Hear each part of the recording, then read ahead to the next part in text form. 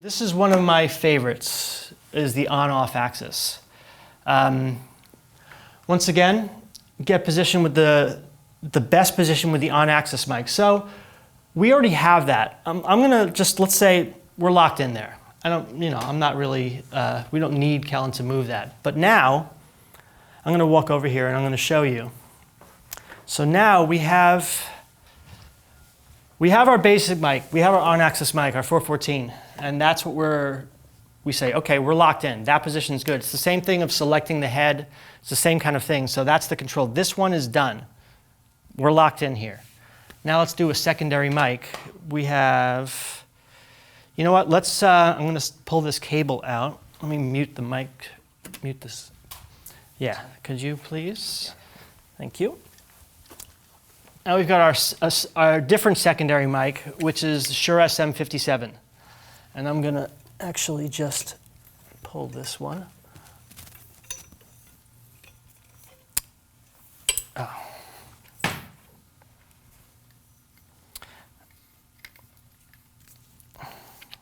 So now we're gonna come in off axis on this one. And we need to kind of eyeball up the height and get them on the same vertical plane. And they're about right. That's about right. Try and lock in our stand. And I'm coming in on about approximately, whoops, you don't want to really, in the real world, you don't want to touch the other mic. We want to come in on about the stand is not cooperating. About a 45-degree angle. I mean, sometimes it can be less, sometimes it can be more. And I'll probably have Kellen sweep this and change the angle a little bit. But I'd say I don't know my geometry that well, but I'd say we're about a 45-degree angle. And I'm bringing the back edge of the mic, and I mean literally getting it to where it's pretty much touching, but not touching, the grill of the 414. So we're kind of like, if you're looking at it as like a window or eyeballing or an ear, they're both looking at roughly the same point. But now this is coming in off axis, and this is a definite phase thing where the phase relationship between the 57 and the 414, they complement each other, excuse me. And we'll show that now. Again, we'll dial in just the level of the 57. We won't need to sweep it just yet. We're keeping this static, but I will shortly.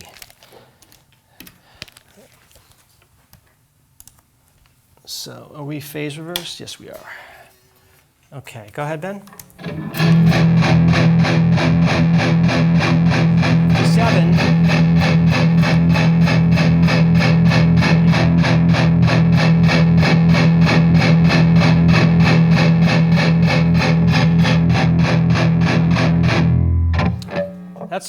That's just our 57, how it is. Go ahead, play again, Ben.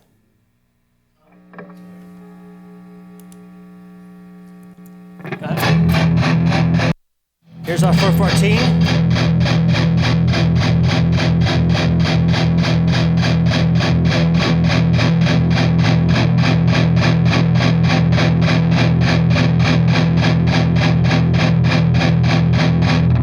And then you can, oh, was it stopping? Interesting. I'll do it again.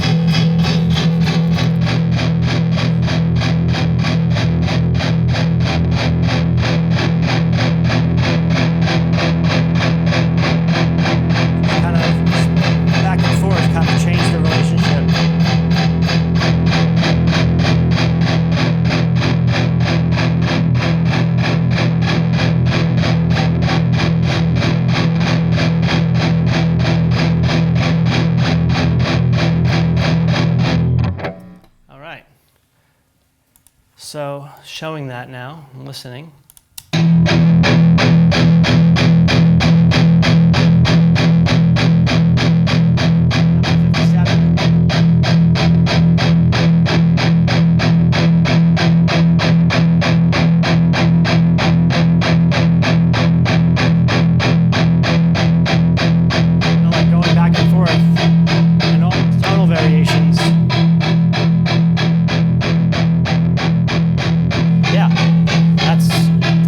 those tonal variations. And now you'll see what happens is what I do, especially on like with something like a mesa where I mentioned it before, sometimes the top can, especially on the dual rectifiers with this kind of music, the top can get a little brittle.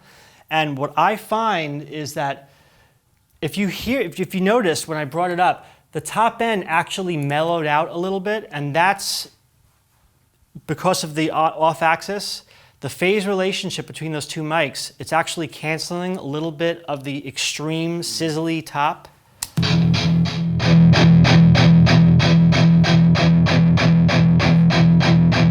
Listen to it, just listen. Again, it's dialing in your brain to listen and focus on focus on just the highs. Listen to just the highs of the amp.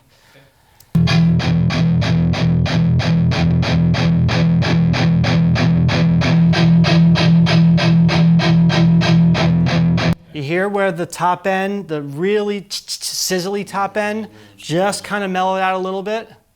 Like there. Like that's what a good thing of a like off-axis, on-axis thing can do, because you're making the phase cancellation actually work for you.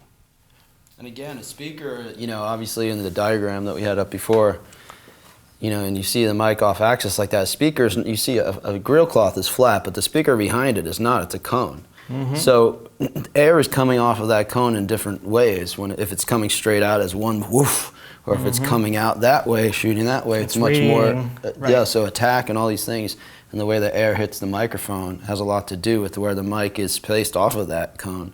Think about wind going into a cone and like how it goes all over the place, so. But so, where you see where the top end mellows out a little bit, now, it's getting rid of that extreme, like really chirpy top end that I don't necessarily like. Sometimes it works, but my taste is I don't like that. But what you can do after we hit that, now let's hit that, let's just say after the fact, now normally, like I said, I would be, sometimes I'd be doing an EQ on this, like actually committing and tracking to it, but we don't have another EQ to show that. But what you can do, like after that, now as that top end kind of mellows out a little bit, if I loop this, but you can dial in after you actually remove it, then you can dial in a little bit of that top, somewhere 8-10K, somewhere around there. You're still getting that kind of crunch, but it's not the same kind of top end. It's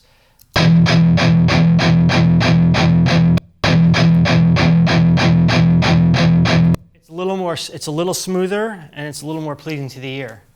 So that's a big thing right there.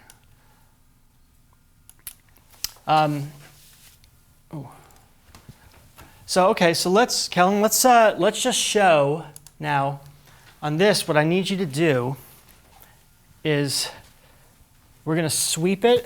So we're going to change the angle, but you want to still keep it the same where it is towards the mic. You know what I mean? So do that. We're going to basically change the angle. Okay? Okay. So as I'm moving, I'm just... No, we're not moving. Yeah. We're just swinging this out, and then, but basically, you see how it's almost touching? So you just keep it like that. Gotcha. And I'm going to just show, and I'm going to record it, and as with the blend on the two mics, and I'm going to show the difference with phase, and also using a phase as an EQ. Let me disable this and show what that's doing. Go ahead, Ben.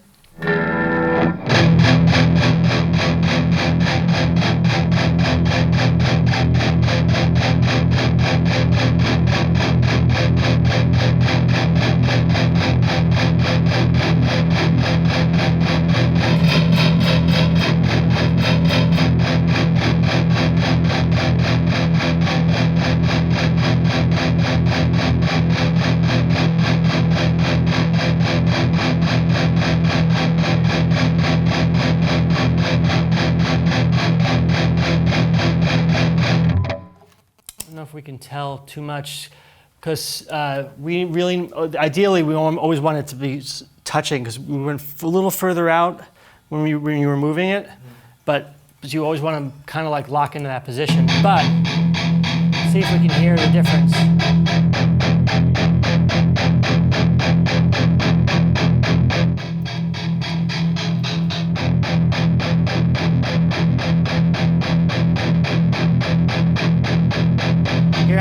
Hear how the top end changed again? Now, I didn't change the relationship between the two mics in here. And when I was doing it before, where you heard where the top end went away, now that blend of the two mics is the same.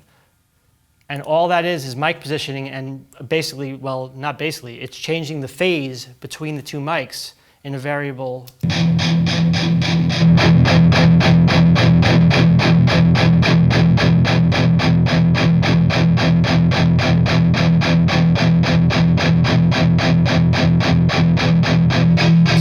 Darker.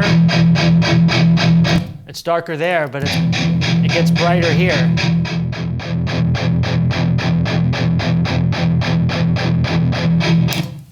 So again, it's all about phase, and it's all about the relationship between the two mics.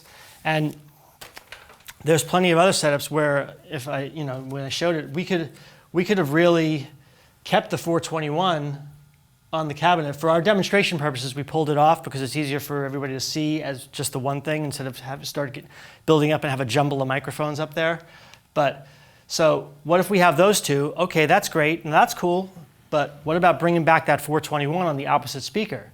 What does that do? And now we've got 3 mics, and now we've got 3 variations, and it's like, okay, well, more 421, less off-axis mic.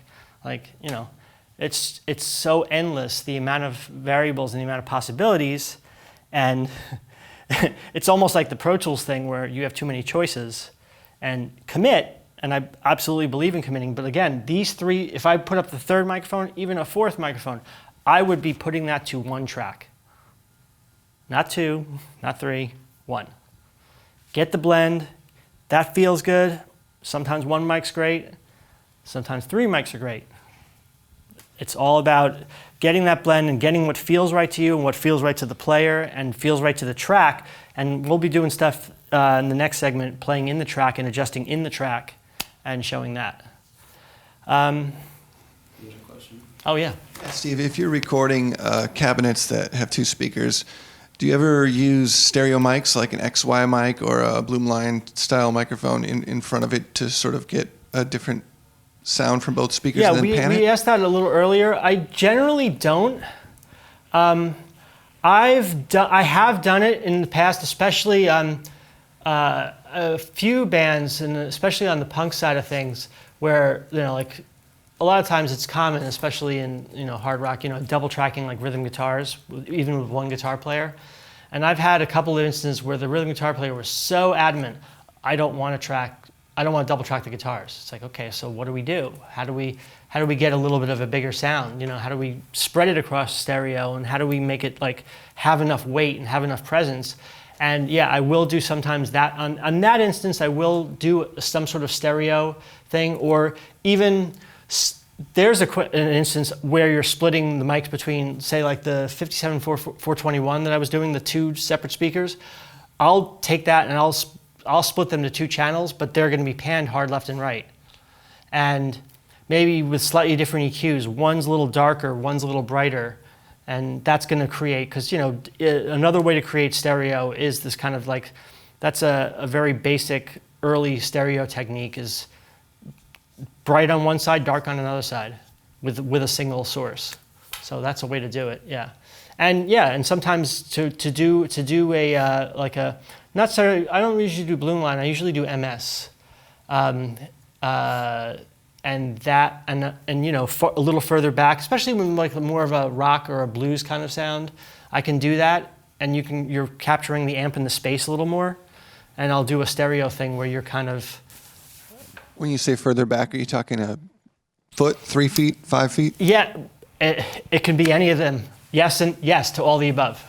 It could be any one of those 3. It was, again, whatever works.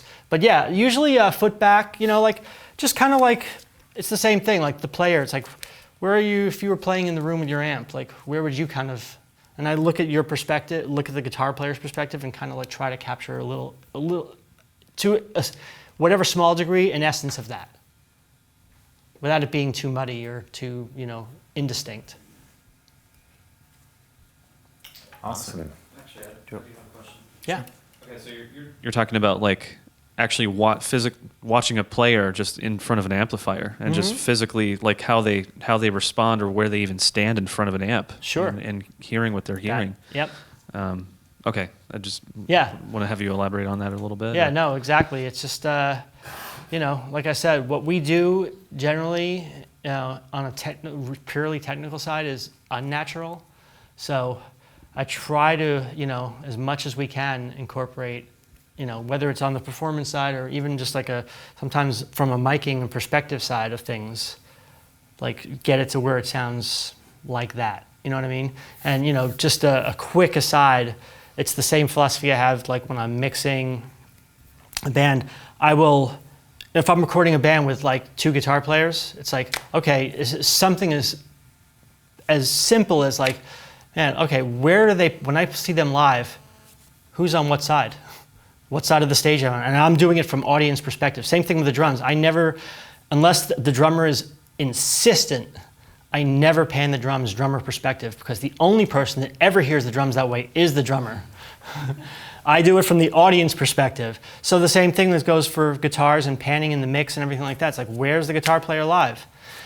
In Ben's case, I should really be panning the guitar like this the whole time in the mix, because he's jumping all over the stage, but yeah. One more question regarding the way the guitar player hears it. And the ATH M50s are great phones. We actually have a bunch of pairs in the Yeah. studio as well. Okay, but cool. there's always a question about if the guitar player should be in the control room or next to their amp. How do you sort of feel that out and determine where they should be?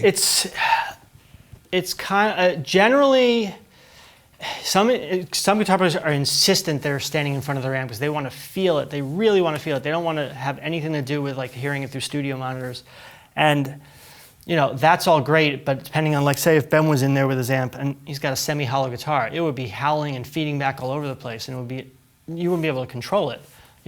Especially for how loud we generally try to record. Communication is a huge But then again, what I'm going into a little bit in the tracking in the next segment, the communication of working with the player one-on-one and like telling him to like really push it, and sometimes I'll be yelling at him like go, like just not like yelling like in a bad way, but like psyching him up, like just like, it's just it's all about like trying to capture that thing of live. So it's definitely it can be for it's each individual thing can be different, but for the most part, after we get the tone out there, I'm having them in the control room, and I'm really it's just easier to communicate. I hate the one thing. In a perfect world, there could be some sort of weird, sci-fi laser isolation where I could talk to the player if he was standing in front of the amp, and I could talk to them constantly, just like I'm sitting here talking to you, or I'm talking to Ben, like right here. But obviously, I don't like that thing of somebody on the other side of the glass and me, big producer, going, oh, do it again over the talkback. I don't like that. I'd rather just have a dialogue like this, just like, let's, all right, let's go again. I like that element of that connecting with the artist on that level. So. And as a performer, like, sometimes his facial expressions even influence my playing. He'll be like, oh, I'll be like, oh, and it gets my confidence up and a little more, I see him start to react, or so. Exactly, because it's like live. You're playing live and you see the audience react, and it influences so what it's a you give do. and take, but you actually get more of the interaction and more of the vibe from being together than. Yeah. And again, as he said, the goal is to get the actual source tone as close as possible to be coming out of the speakers anyway. Like how it sounded when the head was in there, and maybe I was in that room when we were playing, get it to there, and then to tweak it and adjust it accordingly anyway. So it's kind of... Right, and that's the other thing, is having the player in the control room and having the head in the control room. Again, like I showed you, he'll be playing and I'll be adjusting the sound as we're going. Yeah. Or and sometimes it's a I better way like to the further dial monitors in. louder than he would, because I want to feel like I'm in front of a speaker. And that's but a lot of times what happens is, more often than not, the guitar player needs to get it cranked in the control room, and it's fine. So a lot of times I will make a separate headphone mix for myself, and keep it much quieter and wear headphones while they're tracking. So it is kind of, we do simulate sometimes that being in the room, in the control room anyway. So.